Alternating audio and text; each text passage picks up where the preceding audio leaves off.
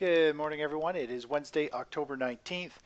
We had a pretty big movement into the close there yesterday with some good news or a rumor of good news out of Europe. And I'm going to recap what's going on the charts this morning and what I kind of feel is unfolding. Let's just take a quick look at the market momentum.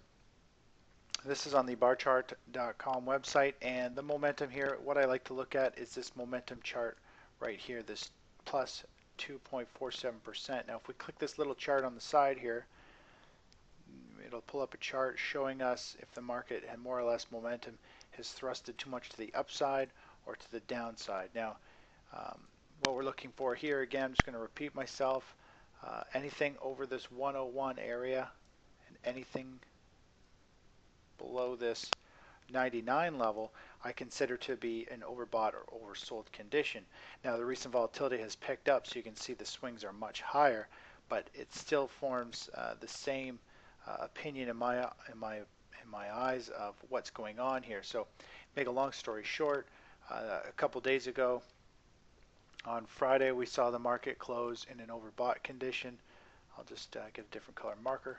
An overbought condition up here, and we saw a sharp pullback. We saw the market fall about 2.5, almost 3%, and then we went to an oversold condition as of yesterday, the Monday at the close, and then we were in an oversold condition, and then yesterday, Tuesday, we saw a huge rally right back up, regaining that pretty much a 3% move to the upside. So you can see how these swings with this boundary here are pretty significant at times. So we're in some volatile times. You can tell here just by this range is much bigger than the normal range, but you can see how this overbought and oversold condition can come into play for any short-term trading. Now if we zoom back to the other market momentum chart here, what I like to look at are stocks trading over the 20-day moving average. So if the majority of stocks are trading over the 20-day moving average, which is a short-term moving average, it means the majority of stocks actually have had a really strong run up, and they're trending higher and higher and higher above these short-term moving averages. So if the majority of them are trading above that level, then I consider to see the market getting a little overbought, and usually we'll see some type of intermediate pullback, meaning we could get a 3 to 10-day, 15-day pullback. So what I like to look for here is the reading to be over 75.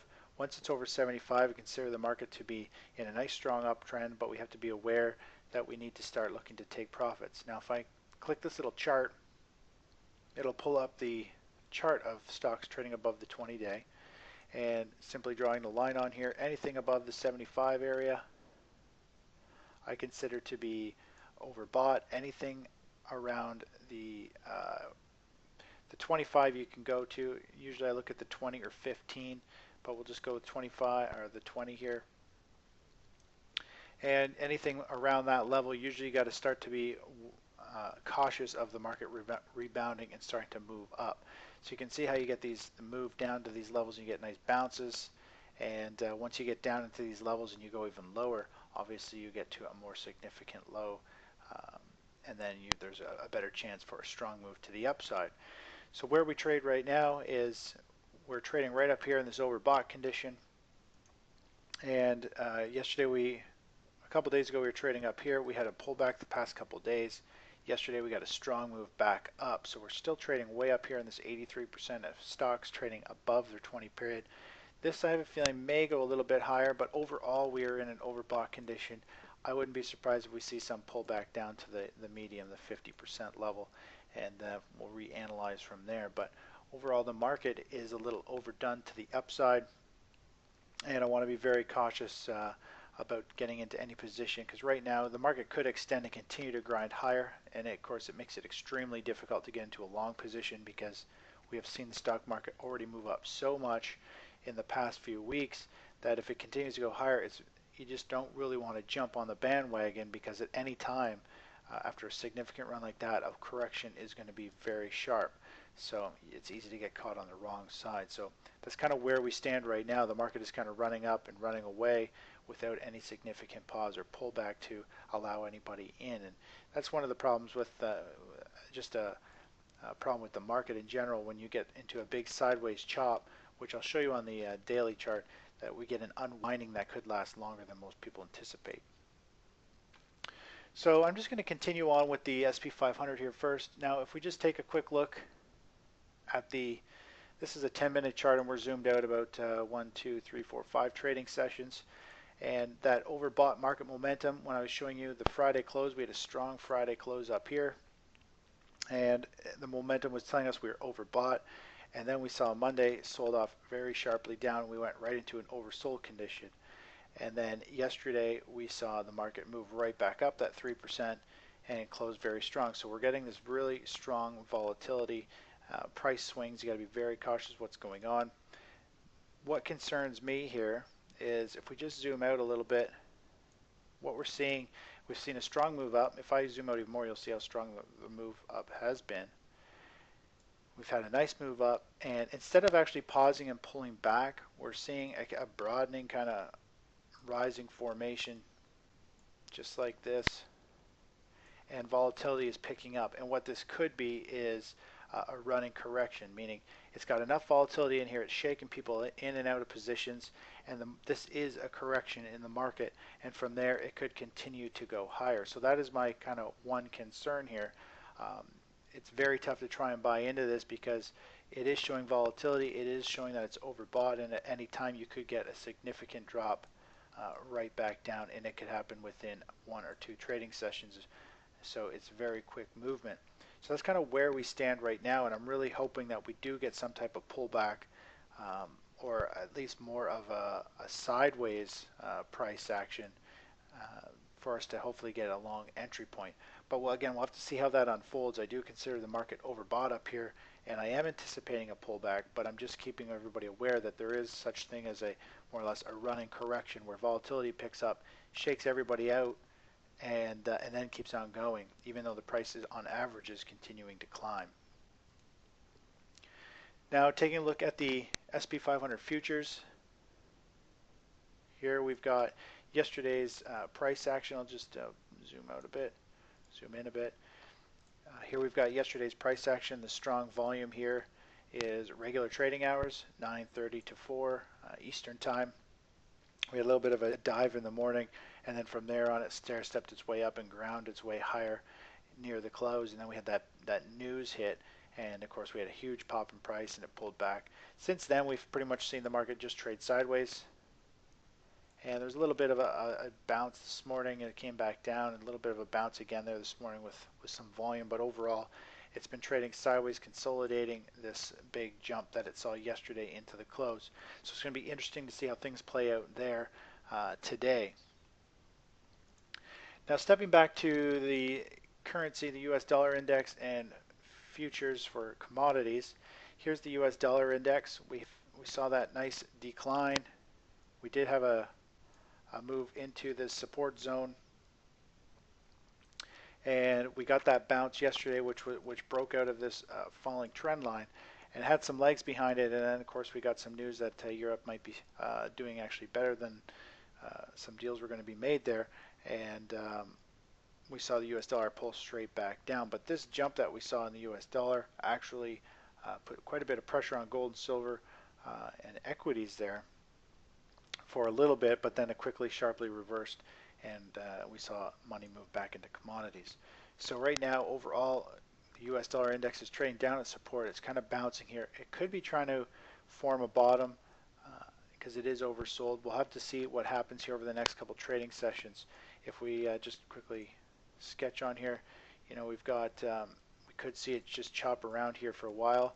It could form a little bit of a consolidation, and it could continue lower, or it might actually start to form a base and work its way higher. So we'll just see if it actually ends up building some stability, breaking out to the upside, pulling down, having a nice move up, and then from there, which would be a pretty key resistance level, and it would be overbought on a short-term basis, we could see it sell back down.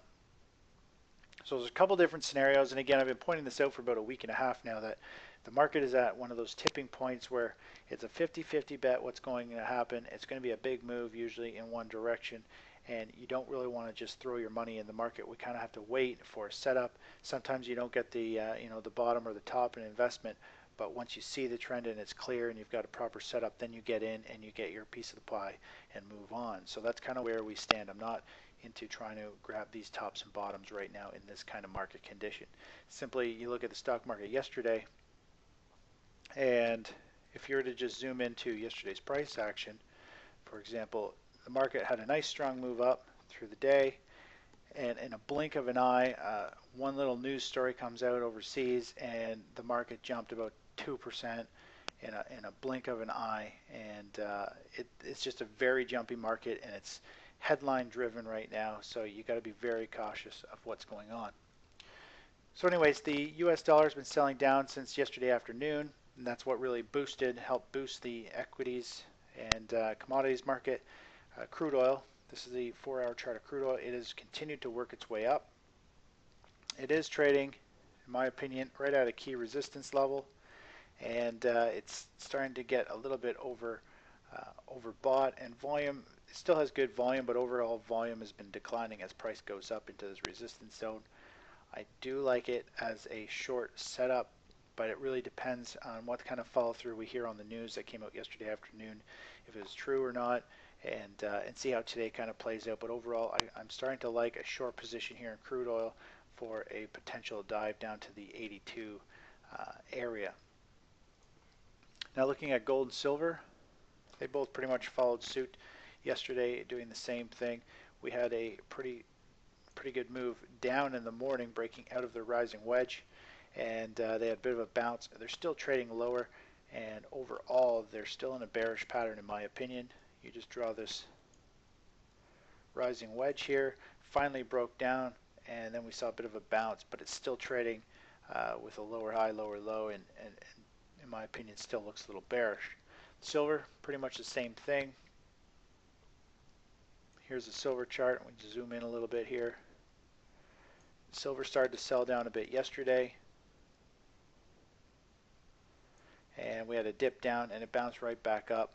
But overall, depending on what happens going forward here, we're going to probably see a pretty significant move in either direction, and we've got to be very cautious again. And silver, a lot of people are seeing silver as a safe haven, and in my opinion, something that moves 30-50% in a couple trade sessions is not a safe haven for your money.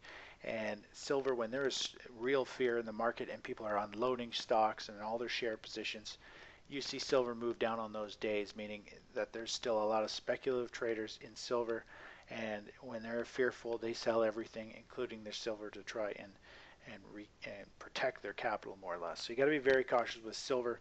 Gold's a bit different. It does have a little more. It's definitely a safe haven, but it floats a lot better, holds up in value when the stock market actually crashes. Now looking at the bonds.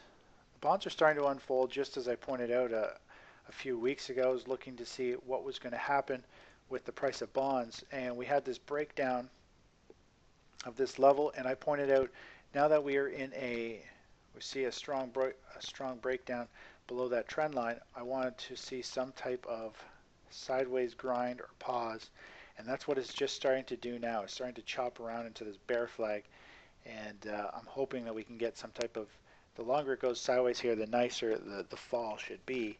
So I'm going to hopefully see if we can get some more sideways chop, and we'll take a short position for a potential next move down in the bond price.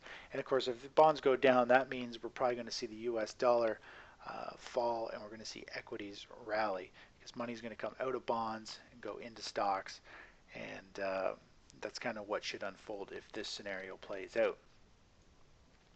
Anyways, that's it for this morning, and I'll talk to you in a little bit. Bye-bye.